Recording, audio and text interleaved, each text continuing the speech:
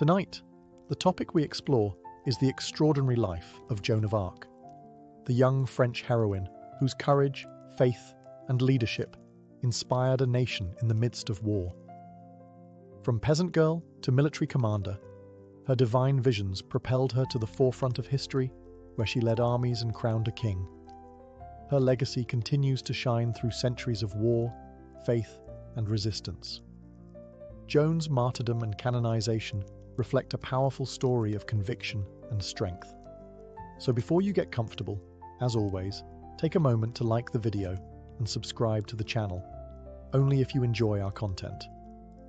Also, let us know where you're watching from and what time it is for you. Sometimes our stories are so interesting, we get caught up, and other times, we work through some slower ones. It's time now to dim the lights, turn on a fan for some background noise, and let's dive into the incredible journey of Joan of Arc together. Before she became a warrior, a symbol, and a saint, Joan of Arc was just a child in a quiet corner of the world. A place so small, most maps didn't even bother marking it. The village was called Domremy. Nestled in the gentle valleys of northeastern France, Domremy was the kind of place where time moved slowly. Rolling hills stretched beyond the horizon, dotted with sheep and thatched roof cottages. The seasons shaped daily life. In spring, the rivers sang with melted snow. In summer, fields of barley swayed like golden oceans. In winter, snow blanketed the earth in silence. It was in this peaceful setting that Jeanne, or Joan as we know her today, was born sometime around 1412. Her parents, Jacques and Isabelle d'Arc, were simple farmers. They didn't have wealth, but they had land, faith, and 5 children. Joan was the youngest. From a young age, Joan was different. She wasn't loud. She wasn't wild. She prayed more than she played. People in the village noticed that this girl, barely out of childhood, would slip quietly into the church and kneel in silence for hours. Her eyes would close, and her lips would move in gentle whispers only God could hear. The France Joan was born into was deeply broken. The 100 Years' War had dragged on for generations. Towns had been burned, crops had been stolen. Fathers had not returned from battlefields. England occupied much of northern France, and the rightful heir to the French throne, the Dauphin, Charles, had not been crowned. His claim was disputed, his power limited. But Joan didn't know any of that yet. In Domremy, her world was small. Her days were filled with chores, spinning wool, fetching water, helping her mother bake bread. She didn't go to school, but she learned the rhythms of nature, the voices of the seasons, and the songs of the saints. She listened, and perhaps something listened back.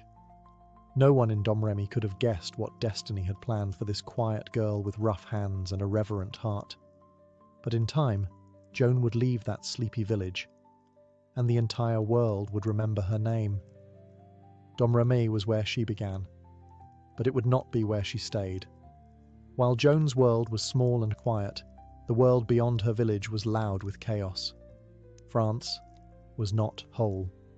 For decades, the land had been torn apart by a conflict known as the 100 Years' War, a struggle between England and France, not over a single battle or border, but over the very right to rule the Kingdom of France itself. The roots of the war stretched back to 1337, nearly 75 years before Joan was even born. English kings claimed they had a right to the French crown. French nobles rejected that claim. What followed was a long, bitter war that twisted the land and drained its people. By the time Joan was a child, entire regions of northern France were under English control. The once mighty Kingdom of France had been split, not just by foreign armies but by civil war. French factions fought each other, while the English took more ground. Allies became traitors, cities changed hands, and everywhere, the people suffered. The worst part? The man who was supposed to become king, Charles VII, the Dauphin, had not yet been crowned. His father had died, but no official coronation had taken place. His enemies used that fact to deny his legitimacy. The English called him the so-called king. Even some of his own countrymen doubted him. And then there was Orléans, a city that stood like a final barrier between the English army and the heart of France. If Orléans fell, the English would likely march straight into the Loire Valley, and from there, perhaps all of France would be theirs. By the time Joan was a teenager, Orléans was under siege. The French had lost so much. Their troops were tired, their leaders divided, their king uncrowned and uncertain. It's hard to imagine, but that was the world young Joan would soon walk into. A world of swords and banners, of smoke and fire, a world where entire cities vanished overnight. A world waiting for a miracle. And somewhere, in the hills of Domremy, a teenage girl, unknown, unarmed and unheard, believed she had been chosen to be that miracle. She wasn't a knight. She wasn't royalty.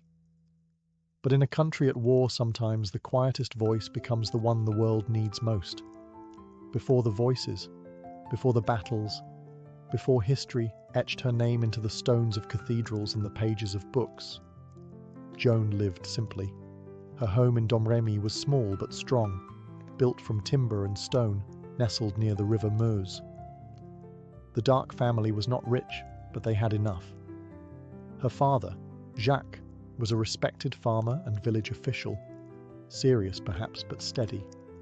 Her mother, Isabel, was warm and deeply religious. Joan likely learned both her grit and her faith from them. Daily life was predictable. The rooster's call marked the start of the morning.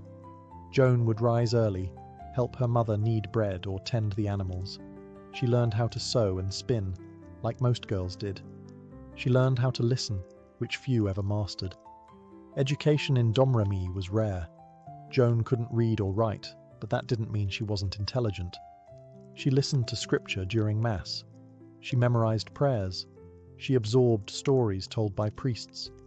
Tales of saints who had fought dragons, cast out demons, and stood strong in the face of kings. Joan loved to pray. She often visited the church of St. Remigius, just a short walk from her home. She would kneel in stillness for long stretches, her eyes closed, her lips moving silently. Others noticed her devotion. They would say, "That girl is different." But they said it gently, not with fear, with awe. In the village, there were whispers of distant battles, of lands captured and kings betrayed. But for the most part, Domremy was peaceful, at least for a time. The war was always close, but not quite on their doorstep. Still, it left its shadow. Some nights, soldiers passed through. They took grain. Sometimes they took worse. And sometimes, Joan saw flames in the distance, a reminder that peace was fragile, and the world beyond the hills was never truly still. Yet, in those early years, Joan's life was filled with quiet duties, sacred rituals, and the rhythm of the earth. She had no sword, no title, no army, just a heart full of faith and a strange, growing feeling that she was meant for something more, something far beyond the fields of Domremy. It began quietly, soft as a breath, gentle as a summer wind passing through tall grass. Joan was 13 when she first heard them, the voices. She was alone in her father's garden, or perhaps walking in the fields beyond Domremy. The accounts vary, but what remains clear is how certain she was of what she experienced. A sudden light, a warmth, a voice that wasn't hers, but felt familiar, not frightening, not strange, but peaceful and powerful. At first, Joan told no one. She wasn't sure if anyone would believe her. She barely believed it herself. But the voices came again and again. They didn't speak like ordinary people. They didn't command in harsh tones. They guided. And in time, Joan saw them clearly, radiant figures standing before her in silence, and then speaking with solemn grace. She said they were St. Michael the Archangel, St. Catherine, and St. Margaret, holy figures of strength, purity, and courage. To Joan, They weren't just names from church windows or Sunday sermons. They were real. They walked with her, and they brought a message. They told her that God had chosen her, that she had a divine mission to drive the English out of France, to restore her homeland, to lead an army, and to crown the rightful king. Imagine hearing such a thing at 13, when you've never held a weapon, never left your village, never even spoken to a nobleman. But Joan believed, not because she wanted glory, not because she sought attention, but because the calling felt true. At first, the saints told her to be patient. The time would come, but not yet. She was to remain faithful, pure, and steady, and she did. For years, she waited, praying, listening, preparing her heart. To others, Joan seemed the same, just a quiet, devout girl in a war-torn land. But inside, a fire had been lit. She knew the day would come when she would have to leave her family, her village, everything she had ever known. Because when heaven speaks, you don't ignore the call. You rise, you follow, even if the world doesn't yet know your name. As the years passed, the voices grew stronger. Joan never doubted them. She didn't question if they were real.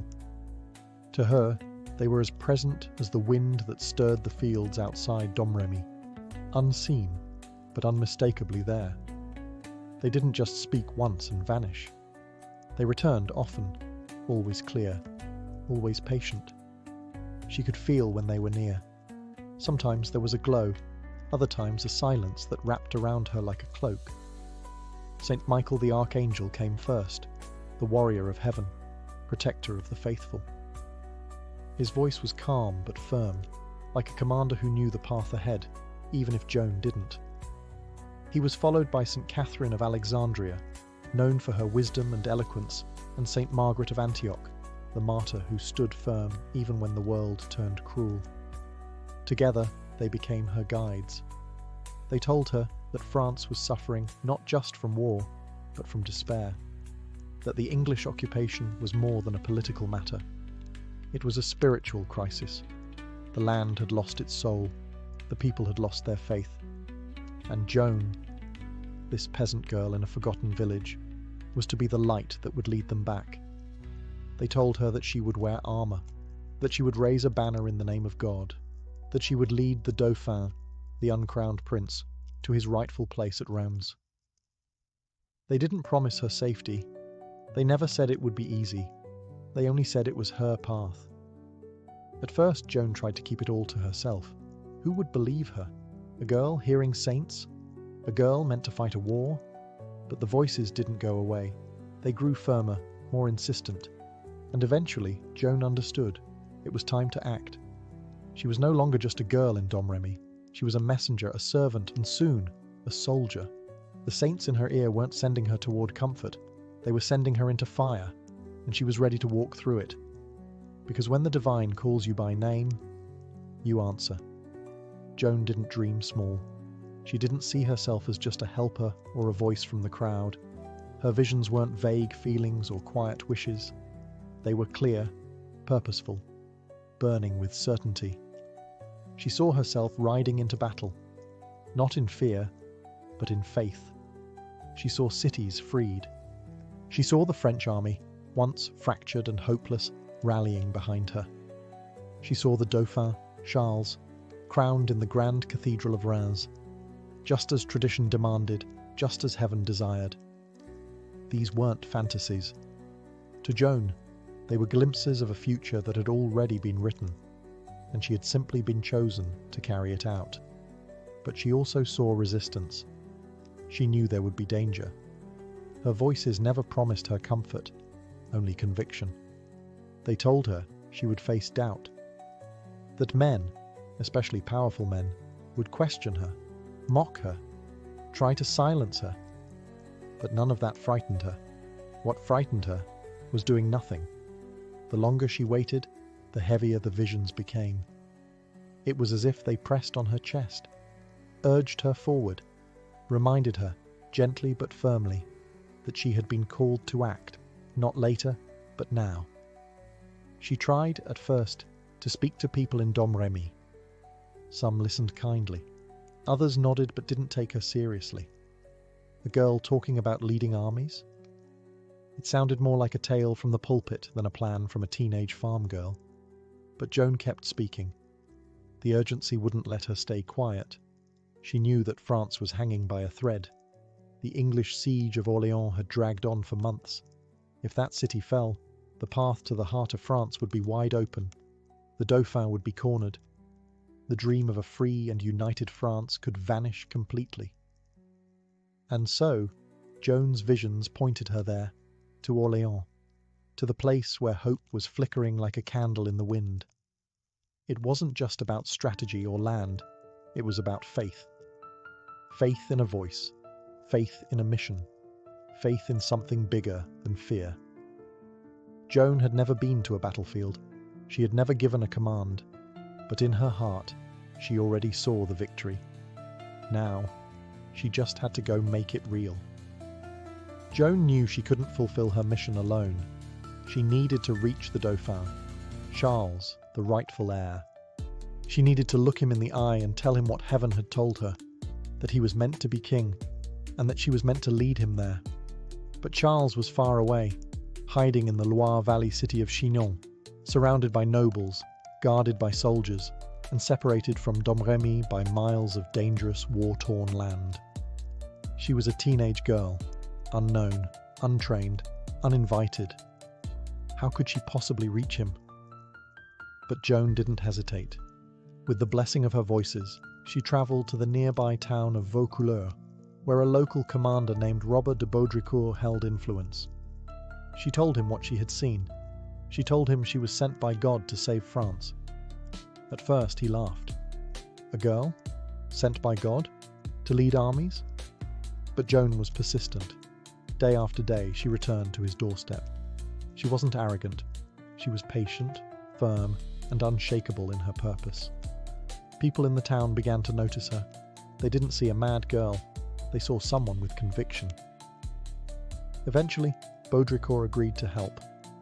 In March of 1429, dressed in men's clothing for safety, Joan was given a horse, an escort of a few loyal guards, and a blessing for the road ahead.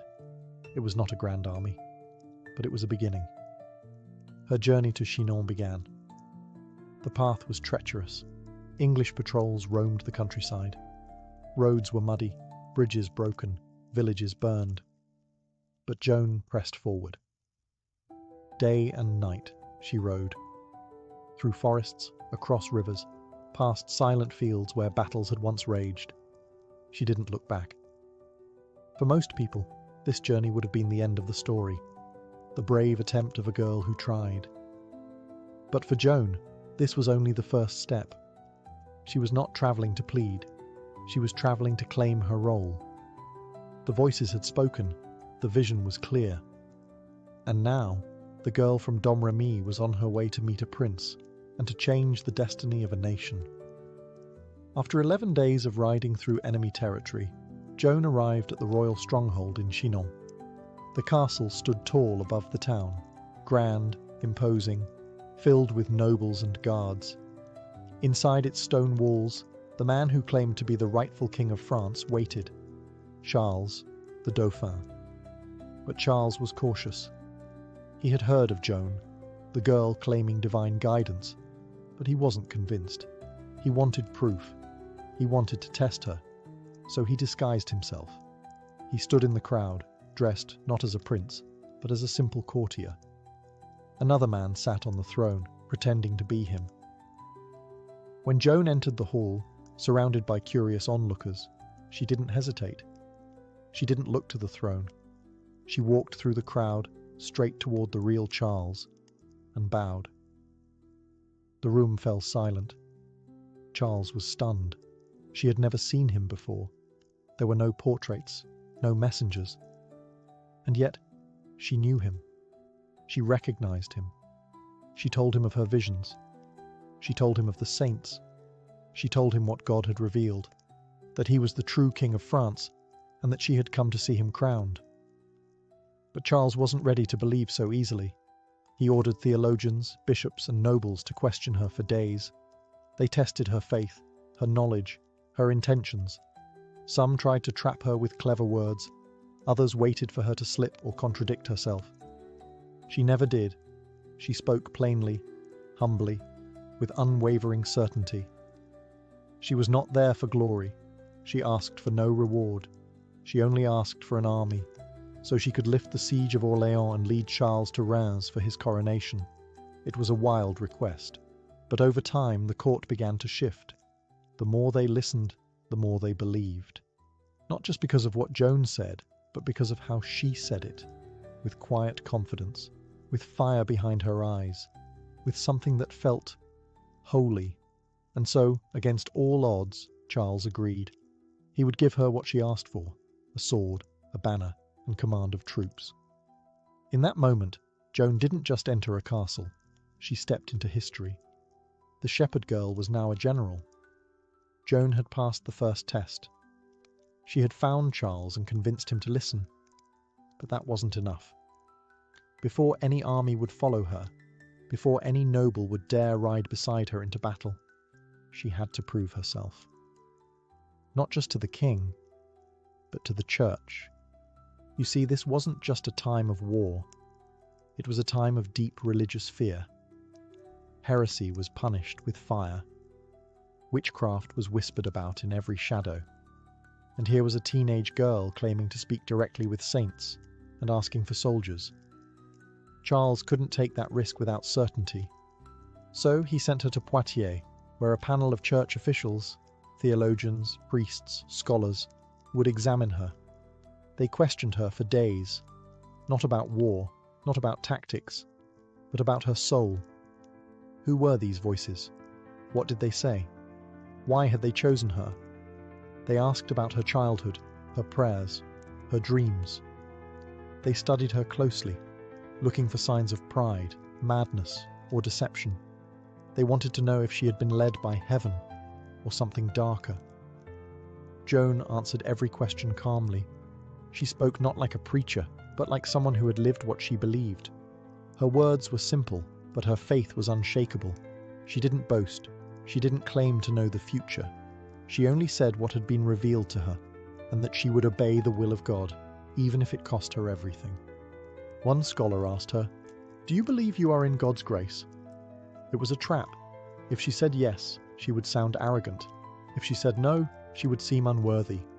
But Joan simply replied, "If I am not, may God put me there. And if I am, may He keep me there." It was the perfect answer. One by one, the theologians fell silent, not because they were defeated, but because they were moved. In the end, they found no heresy, no lies, no pride, only faith. And with that, Joan was approved.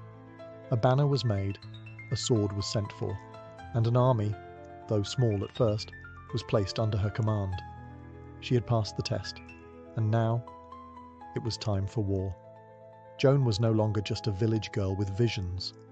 She had been tested by priests, questioned by scholars, observed by nobles, and she had stood firm through it all. Now she had what she needed: permission from the crown, trust from the church, and something she valued even more: a sense of purpose. The first mission was clear: lift the siege of Orléans. The English had surrounded the city for months. It was a vital stronghold, one of the last defences keeping France from falling entirely. Without it, the heart of the kingdom would be wide open. Many believed the city would fall. Supplies were dwindling. Spirits were broken. Even seasoned commanders had lost hope, but Joan had not. To her, this wasn't just a military mission. It was a holy command. She was given a suit of white armour, a war horse, and a small force of men.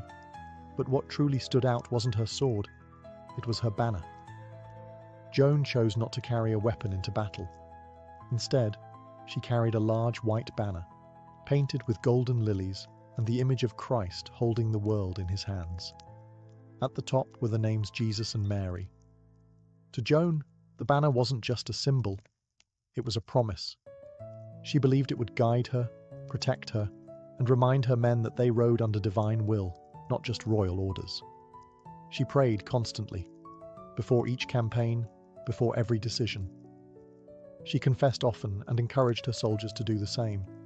She didn't allow swearing or mistreatment of women or looting. Her camp was disciplined, not with fear, but with faith. Many of the soldiers were skeptical at first. Some mocked her, others just didn't know what to think. But the more they watched her, the more they believed. There was something in her presence, something quiet but commanding. She spoke like someone who knew she was right.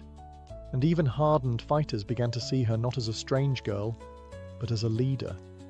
She wasn't there to be part of the war. She was there to change it. And with Orléans still under siege, her time to do so had finally arrived. It was the banner they followed. More than her armor, more than her title, more than her voice. It was that tall, fluttering banner held high in Joan's hands that drew soldiers to her side and hearts to her cause. White as a dove, stitched with golden lilies, the royal flower of France, and crowned with the names Jesus and Mary, it rippled like a flame in the wind. At its center, an image of Christ sat in judgment, holding the world, a gentle reminder of who truly ruled over kings and kingdoms. Joan didn't ride at the back, safe behind lines. She rode at the front, always, and always with her banner. In every battle, it was the first thing soldiers saw when they turned toward the enemy. Not a sword, not a trumpet, but a piece of fabric, held with both hands, lifted into the sky like a prayer. Joan once said she loved her banner more than her sword. She believed it carried no blood. It only carried light. And that's what made her different. Other leaders fought for glory, for gold, for pride. But Joan fought for something far more difficult to explain. Something divine. She never claimed her victories were hers. She gave credit to heaven, to the voices, to the will of God.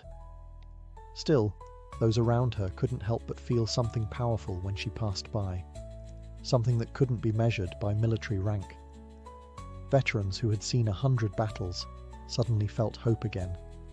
Young boys who had only known fear stood taller.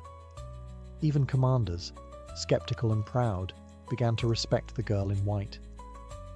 Because she wasn't asking them to fight for a throne.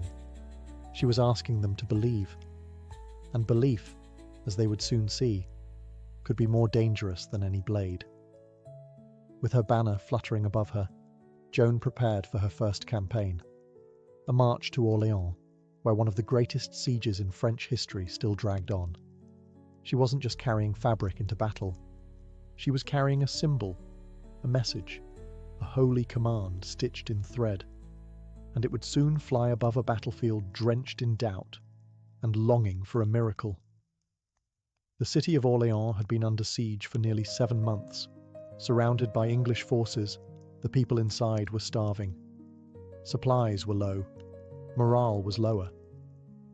The once great city, a vital stronghold on the Loire River, was on the verge of collapse. If Orléans fell, the path to the rest of France would lie open, and many believed the crown would fall with it. But then, word began to spread. A girl was coming, not a noble, not a knight, a girl, young, fierce, dressed in armor and carrying a white banner.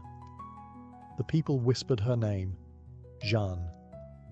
Joan's arrival at Orléans in April of 1429 was more than just a moment. It was a shift in the wind. Soldiers lined the walls to catch a glimpse of her. Civilians peered from windows. Children ran beside her horse. The city, for the first time in months, stirred with hope. She was not a traditional commander. She didn't speak of strategy or revenge. She spoke of faith, of God's will, of the courage to act boldly even when fear was thick in the air. The English mocked her. They called her a witch, a peasant, a fool. But Joan didn't answer their insults with words. She answered with action. In the days that followed, she led charge after charge. She rode at the front, never hiding behind her troops. At one point, she was struck by an arrow and carried from the field.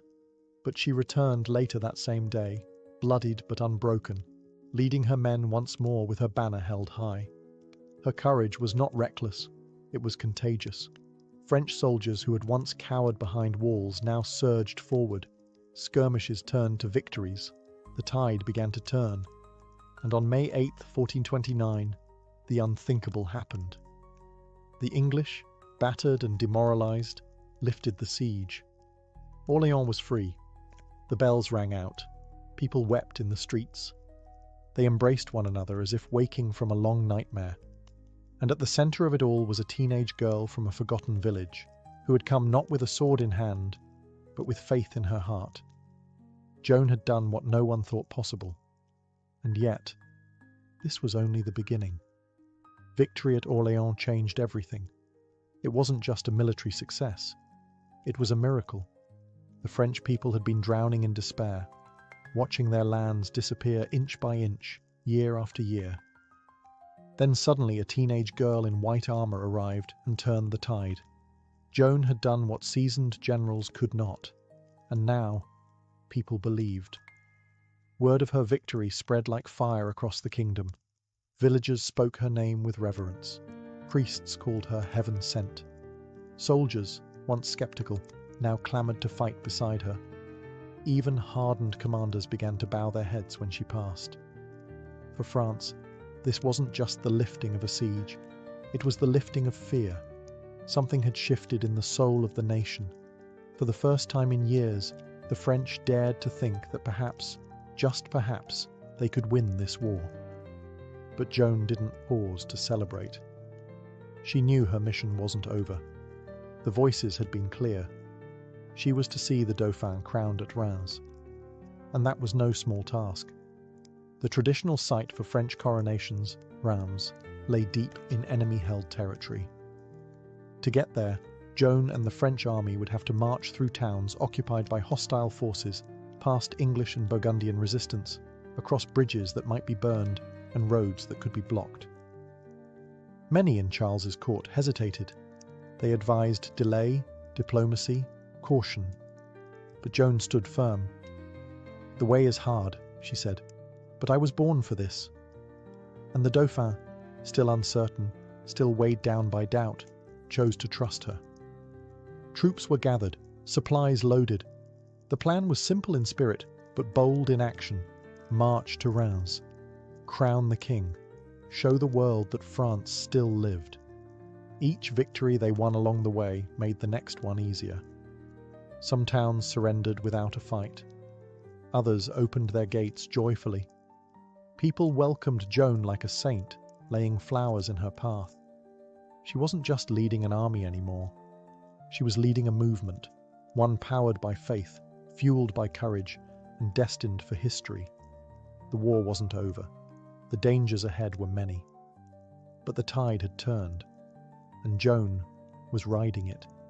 She was barely 17. She had no noble title, no military training, no education beyond church sermons and the rhythm of the land. And yet, wherever Joan rode, men followed. Not because of her sword, but because of her eyes. They spoke of fire. There was something in her gaze, a calm intensity, a sense that she had already seen how things would unfold. She didn't promise ease. She didn't promise safety. But when she looked at you, you believed that something larger was moving through her, something unshakable. Joan didn't bark commands or rule through fear. She didn't need to. She led by example. She rose early, prayed often, treated everyone with the same dignity, whether they were a nobleman or a stable boy. She spoke plainly, and when she spoke of her mission, there was no wavering. Her faith wasn't loud. It was steady. Many men, older and hardened by war, began to change in her presence. They stopped swearing. They attended Mass. Some even confessed for the first time in years. It was as if Joan reminded them of who they used to be and what they could still become. She didn't try to impress. She didn't act superior, but the purity of her purpose made others feel both humbled and lifted. And when she rode into battle, she didn't raise a weapon. She raised her banner. That simple cloth, fluttering white against the chaos of war, became a symbol of something more than politics or land. It was a symbol of hope and of heaven watching. One soldier said, "Wherever she went, it felt like the fear melted away." Another wrote, "It was not just that she was brave, it was that she made you braver." Even her enemies noticed. English captains cursed her name, calling her a witch, a demon, a trick of the devil. But their insults carried a thread of fear. They didn't understand her, and they couldn't seem to stop her, because she didn't move like someone trying to win a battle. She moved like someone fulfilling a prophecy. And behind those soft eyes, lit by quiet fire, was a storm they hadn't yet seen. The road to Reims stretched long and uncertain before them. Reims was more than a city. It was sacred ground, the place where French kings had been crowned for centuries. For Charles to be truly recognised as King of France, he had to be crowned there. Without it, his rule remained a question mark, a fragile claim in the shadow of English power. But the journey would not be easy. The route passed through territory still held by the enemy. English garrisons guarded key towns. Burgundian allies of the English held sway in others. Bridges could be destroyed. Roads could be blocked. There were no guarantees. And yet, the army moved forward. With Joan at its centre, the French forces pushed toward their goal. Word of their advance travelled faster than their horses. Town after town, the people watched as the white banner approached. Some had prepared to resist, but most opened their gates. In many places, no swords were drawn. The sight of Joan in armour, carrying her sacred banner, was enough to turn fear into surrender. She had become a symbol not just of military strength, but of divine favour, a walking declaration that France had not been abandoned by heaven. As they marched, the soldiers began to change. Doubts fell away. Confidence returned. What had once been a scattered, uncertain force was beginning to move as one. The landscape passed beneath their feet in quiet reverence. Fields scarred by war, churches left empty by fear, villages that had not known peace in years. Yet, with each mile, the distance between Charles and his destiny grew shorter. Joan's presence remained constant, calm, composed, and driven by something deeper than politics. She didn't seek comfort or recognition. Her eyes remained fixed on the horizon, where the spires of Reims would soon rise into view. Behind her rode the future of France. The march was not just a military campaign. It was a pilgrimage, to reclaim not only a crown, but a sense of hope, of identity, of something ancient and sacred that had been nearly lost. By the time they reached Reims, the gates did not close against them. The city opened its arms, and France held its breath. The march to Reims became more than a journey. It became a movement. As Joan and the French army pressed northward, towns that had once feared the English or had sided with the Burgundians began to rethink their loyalties. One by one, cities opened their gates, not with rebellion, not with bloodshed, but with quiet surrender and cautious hope. There was something in the air now, something changing. For years, the French people had been divided by politics, by fear, by foreign rule. Entire regions had slipped into silence under English control, convinced that resistance was futile. But as the news spread that Joan was leading an army toward Reims, and winning, the silence began to crack. Towns that had once stood neutral now sent messengers. Some offered supplies, others offered soldiers. In many cases, they simply opened the doors and stepped aside. No force was needed. The banner was enough. It wasn't just the victories that inspired this. It was the pattern, the consistency. Every step Joan took seemed to rewrite the story of France, from one of decline to one of renewal. She became the thread that stitched the broken pieces back together. In city after city, villagers stood in the streets and watched her pass. She didn't wave. She didn't stop for celebration. Her purpose was too clear, too urgent. But her presence lingered behind her, like a blessing left in the air. The nobility took notice too. Lords who had once stayed silent now rode out to join the cause. Some did so out of faith, others out of strategy. But either way, the line of support behind Charles grew stronger with every league. The English, watching from a distance, could only hold their ground and wonder when, or if, the march would stop. Their confidence, once unshakable, began to falter. This wasn't a rebellion, it was a restoration. And Joan, with her steady pace, her silent armour, and her banner catching every whisper of wind, was not just changing the course of the war, she was reminding France what it meant to stand together. And soon, ahead on the horizon, the ancient towers of Rheims would come into view. At last the towers of Rheims rose into view, tall and silent against the sky, as if watching the army approach with cautious wonder. For centuries this city had crowned the kings of France. Its cathedral, sacred and vast, stood like a monument to tradition, memory, and divine right. But now, for the first time in years, the path to coronation was clear. The city did not resist. It did not hesitate. It welcomed Charles and his army. The people, though uncertain of the future, knew what this moment meant. It wasn't just about war or politics, it was about healing, about reclaiming something ancient, the soul of a wounded nation. Preparations began almost at once. Inside the great cathedral, torches lit the stone walls, casting long shadows that danced like ghosts from generations past. Priests gathered sacred oils, nobles arranged garments of state, trumpets were polished. Silence filled the spaces between movement, the kind of silence that comes before something sacred. And through it all, Joan remained quiet. She had brought him here. Her mission, at least this part, was nearly complete. She asked for no reward, no riches, no title. She stood in the background, armoured, dusty, and calm. On July 17th, 1429, Charles was crowned King of France. The Archbishop anointed him with holy oil, and as the crown was placed upon his head, a cheer rose through the cathedral and spilled out into the city like sunlight through stained glass. The people wept. They shouted his name. They knelt. For the first time in years, France had a king not just in name, but in ritual, in symbol, in spirit. At the side of the altar stood Joan, holding her banner. She had insisted it be present at the coronation, the same banner that had led her through battle, across burned fields and broken towns. To her it wasn't about the crown, it was about the purpose behind it.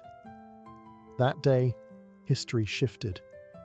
The Dauphin had become the king.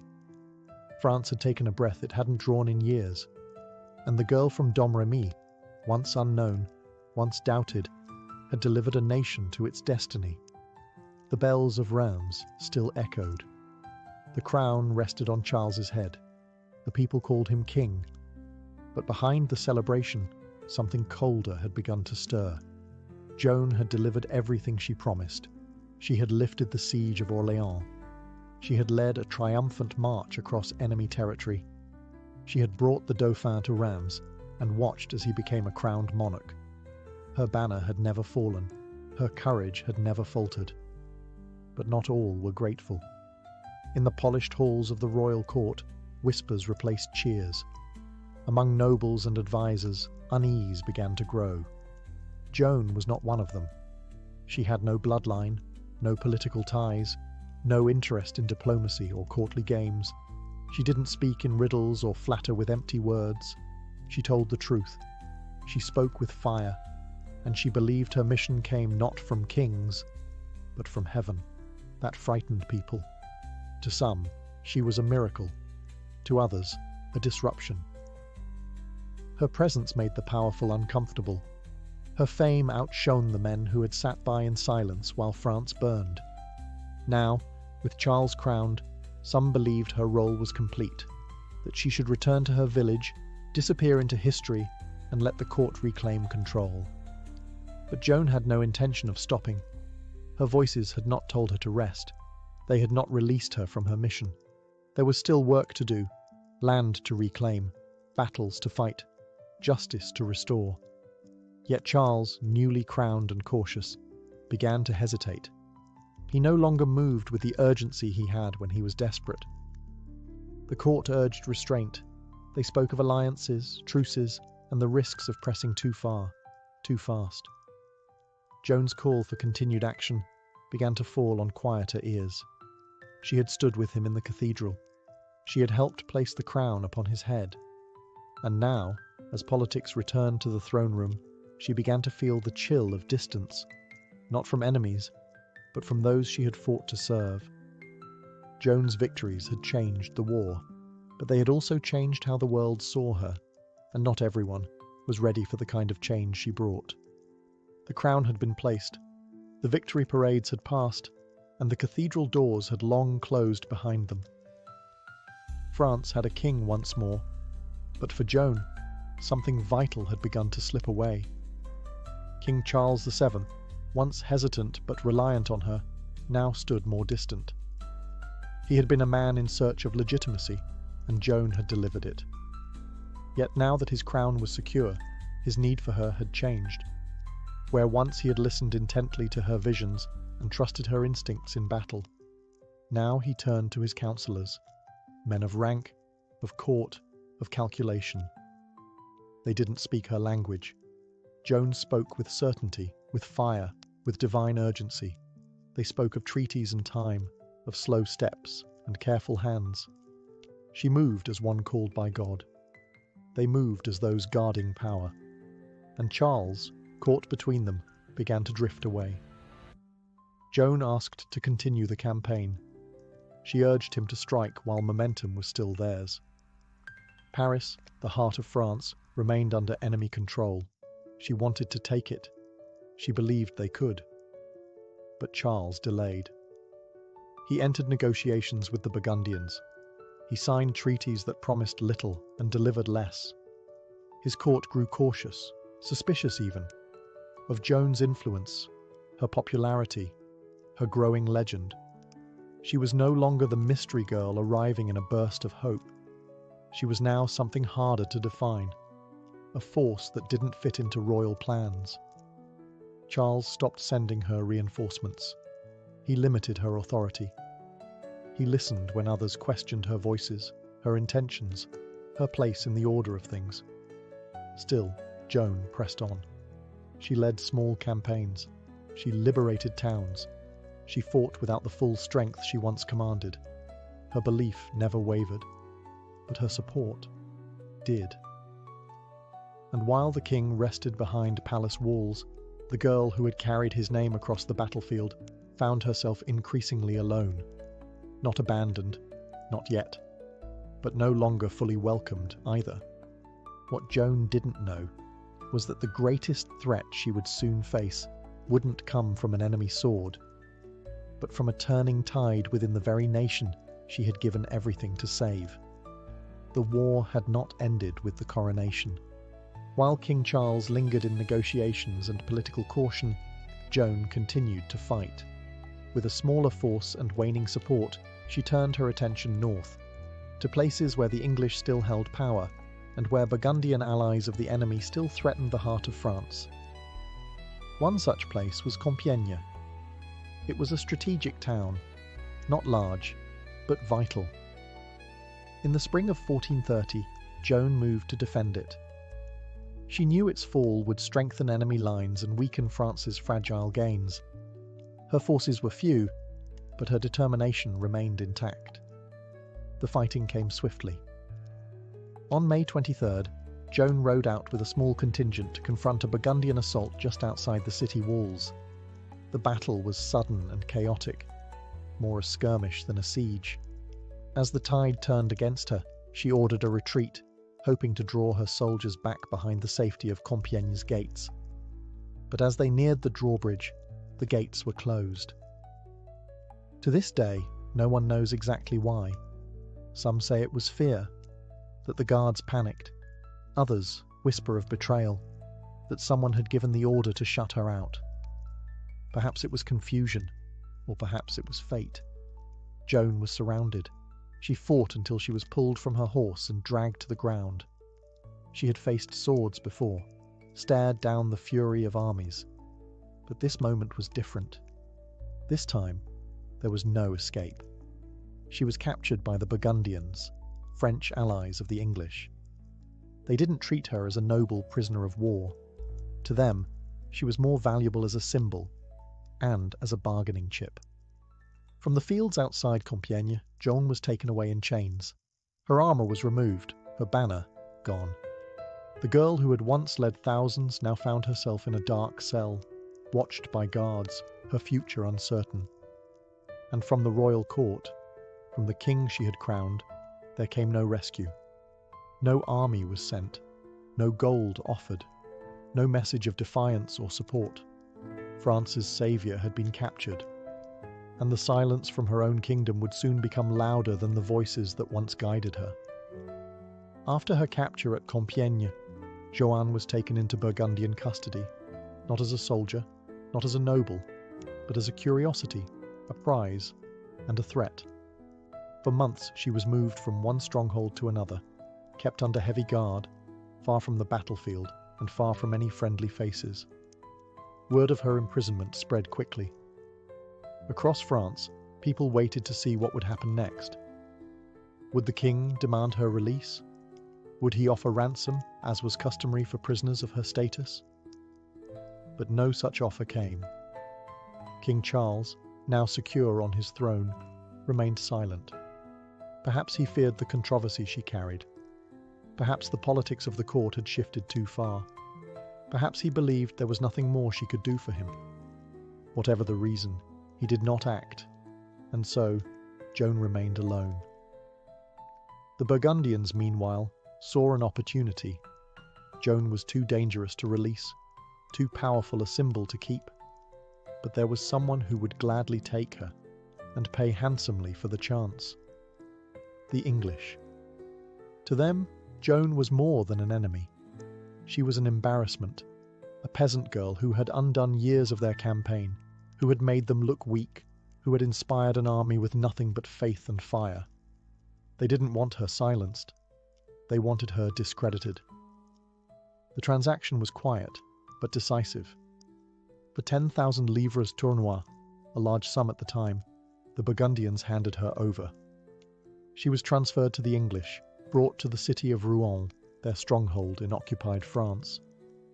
There they would put her on trial, not as a soldier, but as a heretic. By purchasing her, they had ensured full control of her fate. They wouldn't need swords to defeat her now. They would use robes, scrolls, and a courtroom. And as for Charles, the king she had risked everything to crown, he remained silent still. No letter, no rescue, no attempt. The girl who had once been called a miracle, a saint, a saviour of France, had been sold to her enemies. And soon they would begin tearing her apart, not with violence, but with words. In the cold halls of Rouen, behind thick stone walls and guarded towers, Joan of Arc was brought before her accusers. It was not a trial of justice. It was a trial of intent, planned not to uncover truth, but to destroy her credibility, her character, and the symbol she had become. The English didn't want to simply punish Joan. They wanted to erase her, to shatter the legend that had inspired a nation and humiliated their armies. But they couldn't execute her as a prisoner of war. That would only make her a martyr. They needed something darker, something more permanent. So, they turned to the church. Led by Bishop Pierre Cauchon, a man loyal to the English crown, the trial was dressed in religious language, but rotted from within. Its purpose was never to understand Joan's visions or judge her fairly. It was to convict her of heresy. She was interrogated dozens of times over the course of months, without legal counsel, without rest, and often without compassion. A panel of theologians, many of them hostile, examined her every word, hoping she would slip, contradict herself, or show signs of falsehood. But Joan did not. Though she was just 19, uneducated and alone, She answered clearly and firmly. Her words, recorded carefully by scribes, reveal a calm mind and an unwavering spirit.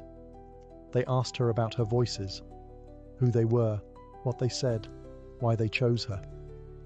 They questioned her choice to wear male clothing, her decision to lead soldiers, her claim to divine purpose. She didn't try to impress. She didn't try to charm. She simply told the truth as she knew it.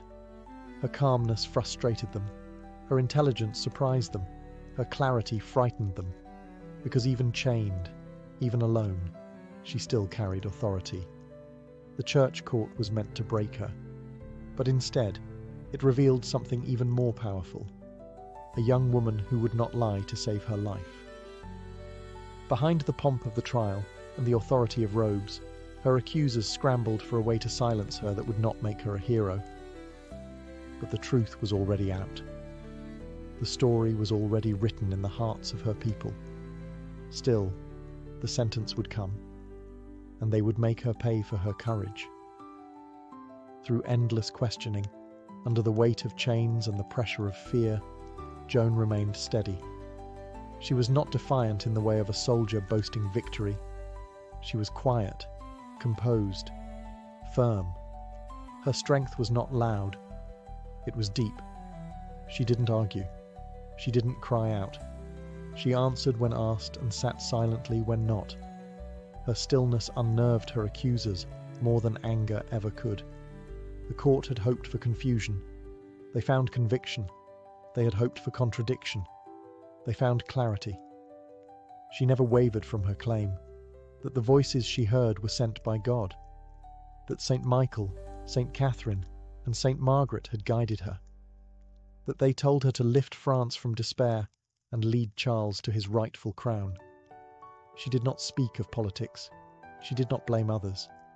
She only spoke of obedience to a higher command, one that existed beyond the reach of thrones or tribunals. Her judges grew impatient. They circled her with questions, traps, and accusations. They demanded explanations for things she had no reason to explain. Why did she wear men's clothing? Because it protected her in prison, among male guards. Why did she follow voices? Because they had led her to truth. They accused her of sorcery, of pride, of stepping outside a woman's place. But Joan did not speak to defend herself. She spoke only to affirm what she believed. Each answer was like a stone dropped into a still pond, calm but heavy. The room grew tense with each session. Not because Joan fought back, but because she did not bend. The judges, cloaked in authority, found themselves standing before a girl who had nothing. No allies, no freedom, no future. And yet possessed something they could not touch. Faith. She did not ask for mercy. She did not plead for release. And as the days passed, it became clear to all in the room, she could not be broken. But in a trial where the verdict had been whispered long before the questions began, truth was never the goal. The storm had already gathered, and Joan, alone, calm, and unwavering, stood quietly at its centre. The verdict had always been waiting. Despite Joan's composure, despite her honest testimony and unwavering faith, the outcome of the trial was never in doubt. The court had not gathered to find the truth. It had gathered to write an ending. They needed her condemned. Not for what she had done, but for what she represented. A symbol of hope the English could not control. A voice that had inspired too many, and a reminder that power could come from places the powerful did not expect. The charges were carefully chosen: heresy, witchcraft, cross-dressing, not crimes of violence or treason, but spiritual defiance, shaped to frighten the faithful. They claimed she had acted arrogantly by saying God spoke to her, that her voices were not divine, that her clothing, male armor, was unnatural and defiant of the Church's laws. They framed her visions as deception, her strength as rebellion, and so the sentence was announced: death by fire. She would be burned at the stake, not simply executed but erased. It was a punishment meant to humiliate, to terrify, to leave no relics behind. Ashes cannot be honored. They cannot be raised into saints. Joan was told her fate. She was offered one last chance to recant, to deny her visions, to admit she had lied. At first, in a moment of fear and pressure, she signed a confession. She agreed to wear a dress. She said she would accept the church's judgment. But in the days that followed, she realized what they were doing. They weren't saving her soul. They were silencing her. She took it back. She stood again in the clothes she had worn into battle, the armor of her identity, her mission, her truth. She refused to lie about the voices that had guided her. She refused to betray what she believed was God's calling. And with that, the sentence was final. There would be no delay, no pardon, no appeal.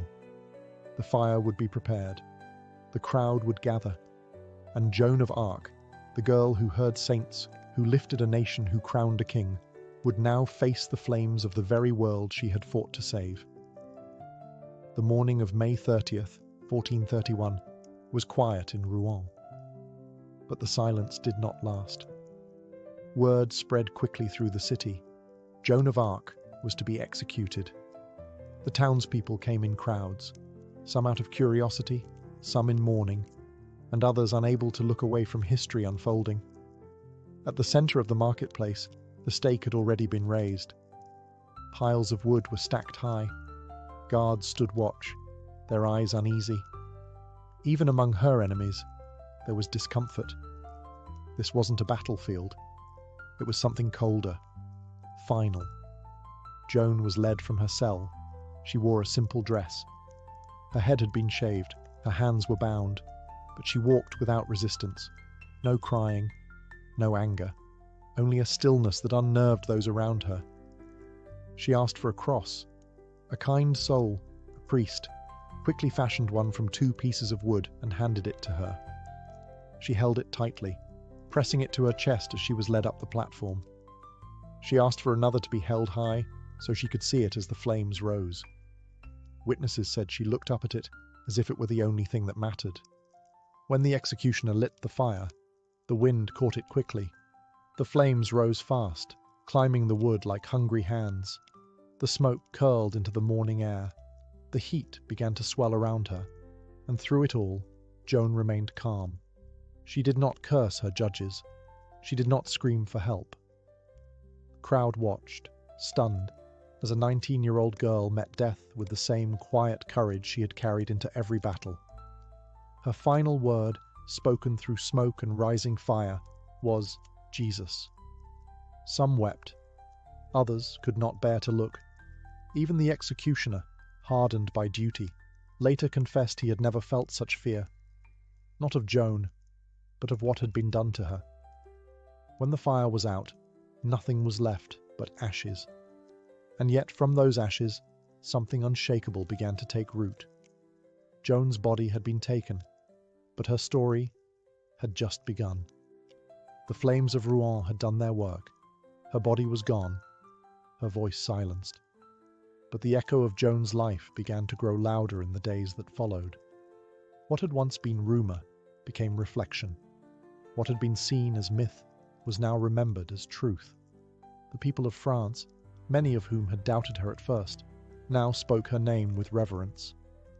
In the streets, her story passed from mouth to mouth, not as a cautionary tale, but as a cry of injustice. They remembered the young girl who had arrived with nothing but a banner and belief, and changed the course of a kingdom. Even her enemies felt it. The English, though they had condemned her, began to sense what they had truly done. They hadn't just executed a peasant girl. They had created a martyr. The church, uneasy with the trial's process, began to review the records. Whispers rose among scholars and bishops. Had this truly been justice, or something far more political? Had they silenced a heretic, or a holy woman? In the years that followed, France continued its climb from the edge of ruin. King Charles VII, the same man Joan had crowned, would rule for decades. His silence during her imprisonment was never forgotten. He owed his throne to her, and though he never spoke of her publicly in those final days, He lived forever in her shadow. But Joan's name did not disappear. Decades later, the church reopened her case. Witnesses were called, testimonies re-read. What was uncovered shocked many. False charges, biased judges, manipulated outcomes. In 1456, her name was officially cleared. Joan of Arc was declared innocent, her trial labelled unjust, her execution a tragic error. But history had already decided. The people had seen her truth long before any court had, and long after the fire had died, her light still shone, brighter, stronger, and beyond the reach of those who once tried to extinguish it. Joan had died as a prisoner, but she would live on as something far greater, a symbol of faith, courage, and the unbreakable strength of conviction. Joan of Arc's story did not end with her death. It grew stronger, more luminous with each passing year, transforming from a tale of martyrdom to a legend of enduring faith and courage. In 1920, nearly 5 centuries after her execution, the Catholic Church declared her a saint.